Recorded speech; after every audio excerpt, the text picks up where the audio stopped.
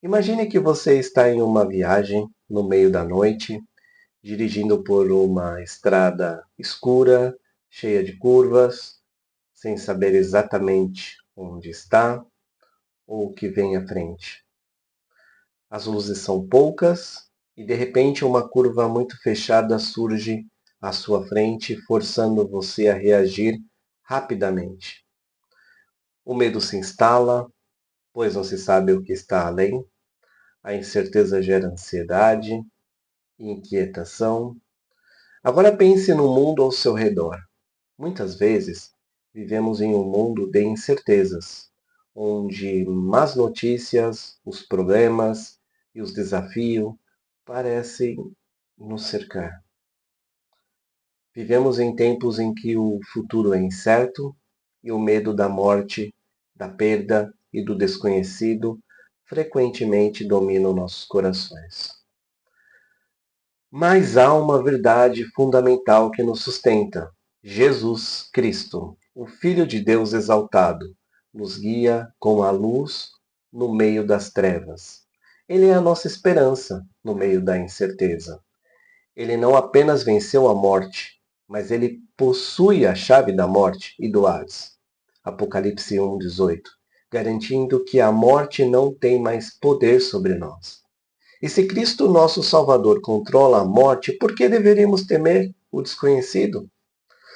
Hoje exploraremos Apocalipse 1 e descobriremos como essa revelação do Filho de Deus exaltado nos transforma em sua imagem e como essa revelação molda nossa adoração e testemunho. Dividiremos nossa palestra em duas partes. A primeira é adoração ao Filho de Deus exaltado. A segunda é testemunho sobre o Filho de Deus exaltado. Apocalipse capítulo 1, versículo de 1 a 8. Apocalipse capítulo 1, versículo de 9 a 20. Semana passada, nós falamos sobre Trindade. E aqui, no capítulo 1, vamos ver uma harmonia perfeita dessa Trindade. João fala assim: as 7 igrejas que estão na Ásia, graça e paz a vós outros, da parte daquele que é, que era e que há de vir. Da parte dos 7 espíritos que estão diante do seu trono e da parte de Jesus Cristo, a fiel testemunha, o primogênito dos mortos e o soberano dos reis da terra. Aquele que é, que era e que há de vir é uma clara referência de Deus Pai, a primeira pessoa da Trindade, destacando sua eternidade e soberania sobre o tempo. Os 7 espíritos é frequentemente entendido como uma referência ao Espírito Santo e sua plenitude. Aqui nós vamos ver o número 7 como simbolizando a totalidade, a perfeição. E Jesus Cristo, que vemos em Jesus 3 características que João destaca. A primeira característica é fiel testemunha, aquele que revelou a verdade de Deus. O primogênito dos mortos, primícia da ressurreição. E o soberano dos reis da terra, sua autoridade sobre governante e nação.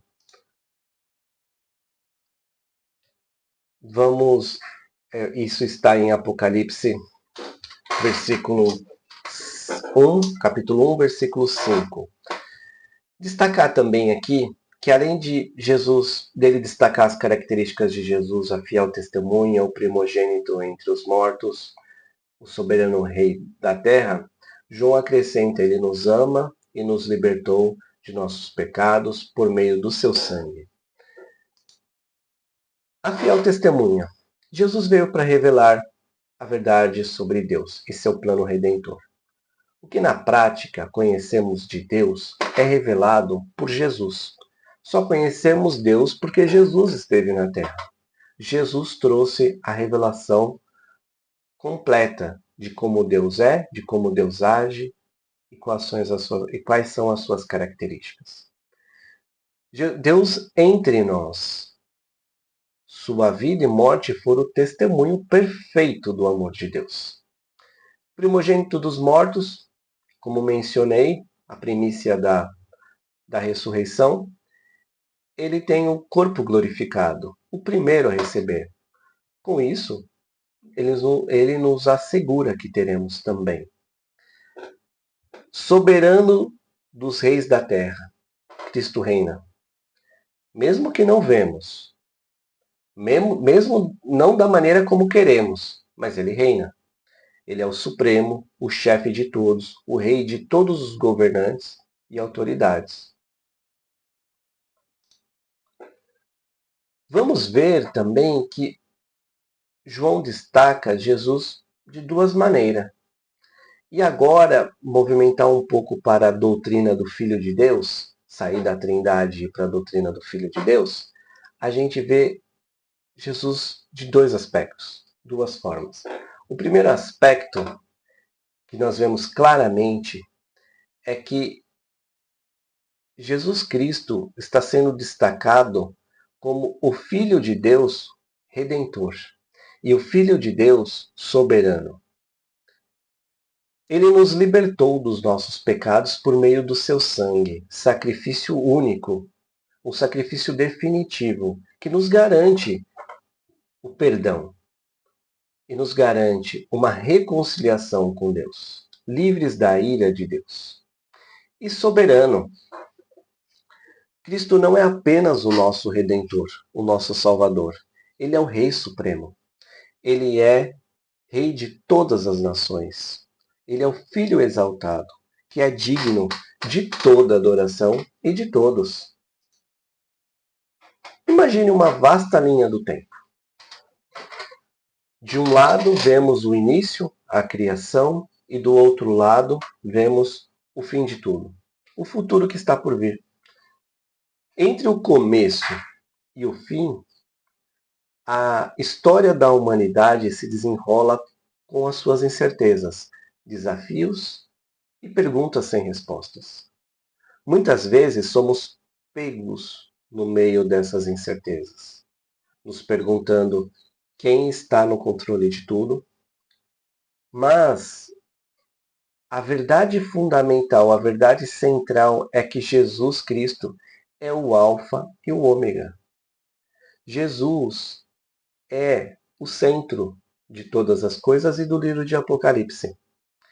Ele não apenas existe antes do tempo, mas estará presente quando o tempo terminar. Ele controla o começo, ele controla o fim e controla tudo o que há entre eles. Por isso ele é digno de louvor, de adoração. Por isso que ele é digno de toda a reverência, de todo o nosso ser. Jesus é o Alfa e o Ômega. Tem o controle absoluto sobre a criação, sobre a eternidade. Com isso, a gente chega na nossa primeira verdade. O Filho exaltado é digno da verdadeira e profunda adoração. O Filho exaltado é digno da verdadeira e profunda adoração. O que é essa verdade sobre Jesus ser o Filho de Deus, o centro de Apocalipse, revela sobre onde estamos buscando respostas para as incertezas da vida. Onde estamos buscando essas respostas? Estamos verdadeiramente adorando Jesus e o reconhecendo como soberano, redentor das nossas vidas? Ao contemplarmos Jesus como o Alfa e o Ômega, aquele que controla o começo e o fim, somos chamados à adoração genuína e profunda. Ele não é apenas o Criador de todas as coisas, mas o soberano que guia a história em nossas vidas, com autoridade suprema. O Filho é digno de adoração. Sua glória nos chama a uma confiança. Nós temos que depositar nele a nossa vida, depositar nele as nossas incertezas, pois sabemos que ele é o Senhor da eternidade, todo-poderoso. Não é pouco poder, é todo o poder. Em um mundo cheio de incertezas, podemos encontrar paz e segurança sim em quem Jesus é, sua majestade e poder sobre a vida e a morte. Nos desafiam a depositar toda a nossa confiança nele, porque ele tem poder e ele é soberano. Indo agora em Apocalipse, versículo 10 a 11, vemos uma descrição do início da visão que João teve na ilha de Patmos. Um momento crucial que dá o tom para todo o livro. No dia do Senhor, achei-me no Espírito, e ouvi por detrás de mim uma voz forte, como de trombeta, que dizia: Escreva num livro o que você vê, e envie-o às 7 igrejas. No dia do Senhor, refere-se ao dia em que os cristãos primitivos se reuniam para adorar e lembrar da ressurreição de Jesus. Atualmente, grande maioria se reúne aos domingos. Achei-me no Espírito. Importante destacar que João estava no Espírito Santo, uma experiência profunda de comunhão, uma comunhão muito grande. E essa frase indica que ele foi conduzido para além da realidade física, entrando num estado de revelação profética. Voz forte como de trombeta. Trombeta, na tradição bíblica, é frequentemente associada ao anúncio de algo muito importante e urgente, como proclamação de uma guerra, chamado de assembleia. Aqui simboliza a voz poderosa de Cristo chamando a atenção de João para algo que ele não podia ignorar. Jesus, em sua voz forte de trombeta, instrui João a escrever tudo o que ele vai ver e vai enviar essas revelações para 7 igrejas específicas na Ásia Menor. Essas 7 igrejas não só existiam fisicamente na época de João, mas também simbolizam a totalidade da Igreja de Cristo ao longo dos tempos. 7 igrejas. O número 7 simboliza plenitude ou perfeição. Assim, embora essas cartas fossem direcionadas às igrejas específicas, elas também têm uma aplicação universal para a igreja em todo lugar, em todas as épocas. Existe um papel profético aqui de João. Cristo dá a João uma missão clara e divina: testemunhar e compartilhar que ele revela. Essa missão é significativa para a igreja, em meio à perseguição, trazendo encorajamento e advertências também. João foi chamado para testemunhar em um tempo de grande sofrimento e perseguição. Ele estava exilado por sua fé. Ainda assim, é neste lugar de isolamento, é neste lugar de perseguição que ele recebe uma das maiores revelações da Bíblia. Essa visão nos lembra que Deus fala em meio ao sofrimento e nos dá um papel ativo no seu plano, mesmo quando nos sentimos sozinhos ou perseguidos. Voz como trombeta reflete a urgência da mensagem também. Isso nos lembra que testemunho do cristão precisa ser poderoso e claro, urgente, em meio ao mundo que frequentemente ignora a verdade, ignora o que é de Deus, a igreja, ignora os cristãos. Nós temos que ser trombetas fortes que anunciam. A igreja precisa anunciar esse chamado das boas novas com autoridade.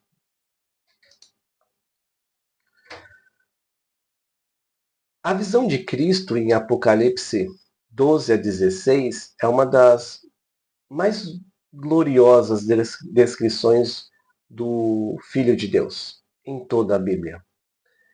Voltei-me para ver quem falava comigo. Voltando-me, vi 7 candelabros de ouro. Versículo 12. Quando ele menciona esses candelabros, isso representa, eles representam as 7 igrejas mencionadas mais adiante no versículo 20.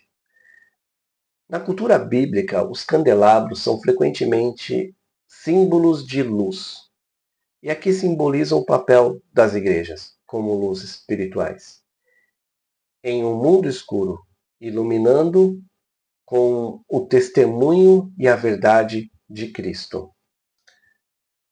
Versículo 13: no meio dos candelabros, alguém semelhante a um filho de homem. A um filho de homem. Esse filho de homem é uma expressão usada para descrever Jesus, especialmente em sua glória e autoridade messiânica.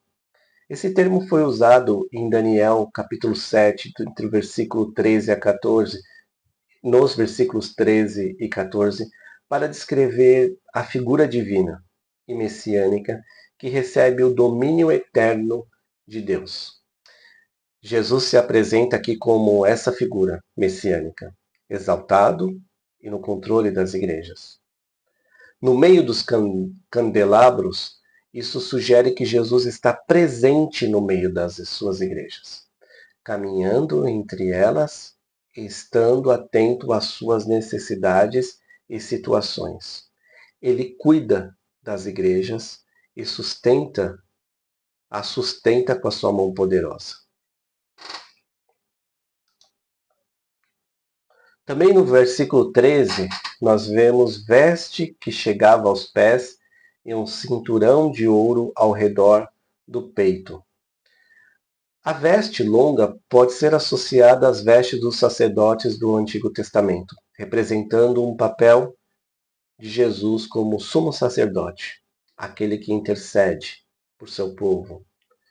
O cinturão em torno do peito sugere realeza e autoridade, bem como pureza e justiça. Ouro simboliza divindade e honra, e isso reflete o papel de Cristo como rei e sacerdote. Jesus, em sua glória e majestade, está no meio de sua igreja, supervisionando-a, guiando-a, intercedendo por ela. Ele é o Filho do Homem, profetizado no Antigo Testamento, agora reinando com poder e autoridade. Sua presença no meio das igrejas lembra-nos de sua soberania, cuidado e liderança constantes. Versículo 14 fala da cabeça e os cabelos eram brancos como lã, brancos como a neve, seus olhos eram como chama de fogo, seus pés eram como bronze numa fornalha ardente e sua voz como o som de muitas águas. Parece suprema essa descrição. A figura ao lado nem representa, acho que nem chega aos pés dessa gloriosa visão que João teve, de tão poderoso que Jesus se apresentou a ele. Essa descrição, dividida em 3 partes, nós vemos os olhos como chama de fogo. Jesus vê todas as coisas com discernimento perfeito. Nada escapa à sua vista. Pés de bronze polido representa justiça, firmeza, implacável contra o mal. Voz com muitas águas reflete a autoridade e poder do Filho de Deus. Jesus Cristo, ele foi bem descrito nesses versículos. E ainda continua. Na mão direita, 7 estrelas. As 7 estrelas são identificadas no versículo 20 como pode ser as igrejas, pode ser interpretada como os anjos, os líderes das igrejas. Estudiosos interpretam como líderes e, consequentemente, as igrejas. A imagem de Jesus segurando essas estrelas em sua mão direita demonstra que ele tem autoridade e controle sobre os líderes e sobre as igrejas. A mão direita na Bíblia é frequentemente associada ao poder e à proteção. Da sua boca saía uma espada afiada de 2 gumes. Espada afiada de 2 gumes que sai da boca simboliza o poder da palavra de Deus. Podemos ver isso em Hebreus 4:12. A imagem indica que Jesus julga e guerreia por meio da sua palavra, que é penetrante e capaz de dividir e discernir a verdade. É uma imagem de Cristo como juiz e guerreiro, usando sua palavra para trazer justiça e julgamento.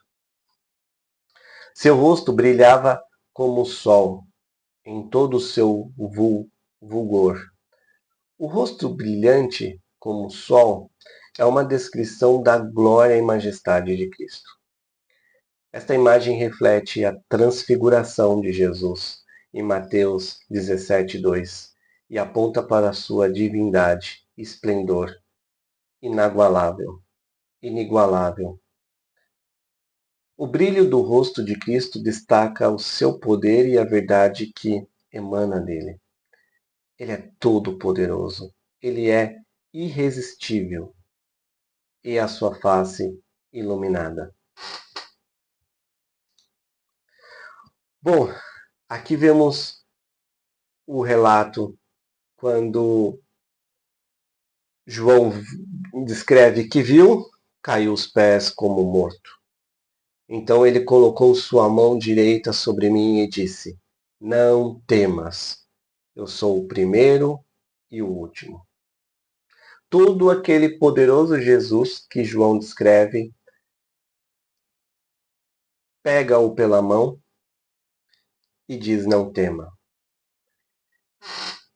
O Filho de Deus não só revela a sua glória, mas também conforta e fortalece seu povo. Por que temos tanto medo da morte se o nosso Senhor controla a morte e a vida? Sou aquele que vive, estive morto, mas agora estou vivo para todo sempre, e tenho as chaves da morte e do Hades. Vamos falar mais adiante, no estudo do livro de Apocalipse, a interpretação de Hades, Apocalipse 20. Mas para contextualizar, o Hades muitas vezes é interpretado como um lugar temporário para as almas daqueles que morreram sem Cristo. Eles estariam aguardando o julgamento final. Apocalipse 20, versículo 13 a 14. Descreve que o Hades entregam os mortos que estavam neles e então são lançados no lago de fogo, o destino final da condenação. Mas eu gostaria de enfatizar nessa lição o Filho de Deus e o que ele representa. Aquele que vive e esteve morto, mas agora está vivo para sempre. Ele afirma: Eu tenho as chaves da morte e do Hades. Essa verdade profunda deveria transformar nossa maneira de ver a vida e a morte. Muitas vezes tememos o desconhecido e a morte como um fim, mas Cristo nos lembra que Ele é o Senhor até sobre a morte. A verdade é que Jesus venceu a morte na cruz e sua ressurreição nos dá certeza que a morte não tem a palavra final. Isso deve nos encher de confiança para viver sem medo, sabendo que Cristo nos guardará em sua graça, mesmo além desta vida. Essa vida é temporária. Um dia estaremos com Ele, na sua glória, tendo essa mesma experiência que João teve. E com isso a gente chega à nossa segunda verdade. Jesus controla a morte e a vida, por isso vivemos sem medo. Jesus controla a morte e a vida, por isso vivemos sem medo. A visão de João, em Apocalipse 1, nos chama a adorar e testemunhar sobre o Filho de Deus exaltado. Ele é o Salvador, que possui as chaves da morte e da vida. Se Jesus venceu a morte e é Senhor sobre ela, por isso vivemos sem medo. Nós também venceremos, porque estamos unidos a Ele. A revelação do Filho de Deus exaltado nos capacita a viver com confiança. E não só confiança, mas uma esperança, sabendo que Ele é o Senhor sobre todas as coisas, inclusive sobre morte. Como a visão do Filho de Deus glorificado que controla a vida e a morte pode transformar a maneira como vivemos? Pode mudar nossas perspectivas de como lidamos com as incertezas e sofrimentos da vida, aumentar nossa confiança, pois o Filho de Deus está conosco, mesmo quando não vemos, não sentimos. Ele é a solução. Como o testemunho de João inspira a permanecer firme em testemunho sobre Jesus, mesmo em momentos de isolamento ou dificuldade. Será que temos confiança em sua soberania? Jesus controla, Ele tem a chave, Ele está vivo, pronto para abraçar e nos capacitar a enfrentar qualquer desafio. Lembre-se, Ele tem a chave e Ele tem poder. Tenha uma semana maravilhosa no poder de Jesus, vivendo com confiança de que Ele controla todas as coisas, inclusive a vida e a morte. Que sua fé seja fortalecida e seu coração cheio de paz.